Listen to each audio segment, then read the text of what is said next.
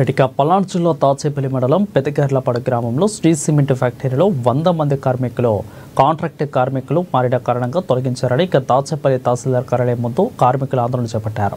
Cement యాజమాన్యం మొండి వైఖరి వలన 100 మంది కుటుంబాలు రోడ్డును పడ్డాయని కార్మికులు ఆవేదన వ్యక్తం చేశారు. తమని అన్యాయంగా తొలగించారని న్యాయం చేయాలని తాచేపల్లి తహసీల్దార్కి వినతి పత్రం అందించారు.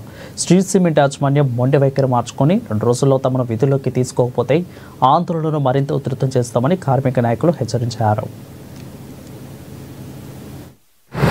నుంచి పనిచేస్తున్నటువంటి వాళ్ళు ఎటువంటి రిమార్కు లేకుండా మరి మీ రోజు ఇప్పటికి ఉత్పత్తి ప్రారంభించి రమారమి 2వ సంవత్సరం నడుస్తుంది.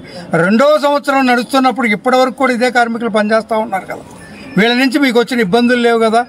మీరు రేట్ల కోసమో ఇంకో దానికోసమో ఇంకో కాంట్రాక్టర్కి ఇచ్చుకున్నా, మీరు ఏ కాంట్రాక్టులతో పనిచేయించుకున్నా ఇక్కడ స్థానికంగా పనిచేస్తున్నటువంటి వాళ్ళని బయటికి పొమ్మని హక్కు మీకు లేదు.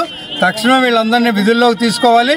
వీళ్ళందరి కోరిక మీదకు వీళ్ళందరూ కూడా ఇక్కడ మా మండలంలో ప్రజానికమే కాబట్టి వీళ్ళందరి ఈ ప్రాబ్లంను కూడా స్థానిక ఎమ్మెల్యే గారి దృష్టికి కూడా మేము టీడీపీ పార్టీ తరఫున తీసుకెళ్ళి వాళ్ళకి సరైన న్యాయం జరగడానికి వాడికి మేము తోడ్పాటు అందిస్తామని చెప్పేసి యాజమాన్యం ఏం చేయాలంటే కాంట్రాక్ట్ మారినప్పుడు పాత వాళ్ళు ఎవరైతే ఉన్నారో వర్కర్స్ ఇక్కడ స్థానికులు కాబట్టి వాళ్ళు ఖచ్చితంగా తీసుకోవాలి ఒక నిబంధన ప్రకారం తెలియజేసి ఆ నిబంధన కొనసాగిస్తూ మరెప్పుడు కూడా ఇలాంటి చర్యలు జరగకుండా చూసుకోవడానికి ముందుగా ఇక్కడ ఉన్నటువంటి తహసీల్దార్ వారు కానీ జిల్లా కలెక్టర్ గారు కానీ వాళ్ళకి ముందే చెప్పి ఉండాలి.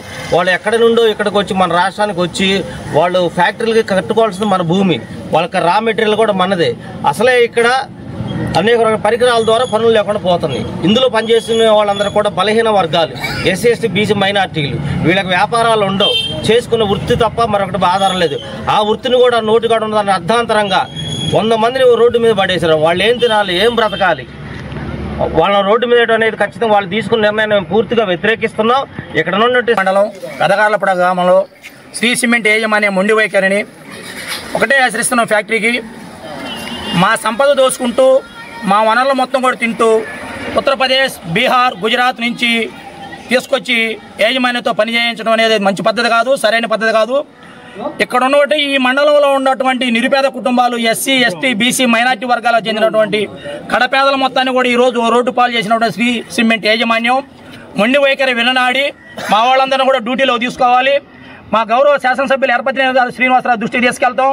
అలాగే జిల్లా కలెక్టర్ గారితో మాట్లాడి ఇక్కడ ఉన్నటువంటి మాతో కలిసి వచ్చే రాజకీయ పార్టీలు కానీ కుల సంఘాలు, ప్రజా సంఘాలు మొత్తాన్ని కూడగట్టుకొని మీ మండి వైఖరి విడనాడకపోతే మటుకు చలో శ్రీ సిమెంట్ ఫ్యాక్టరీ అని చెప్పేసి హెచ్చరిస్తున్నాం.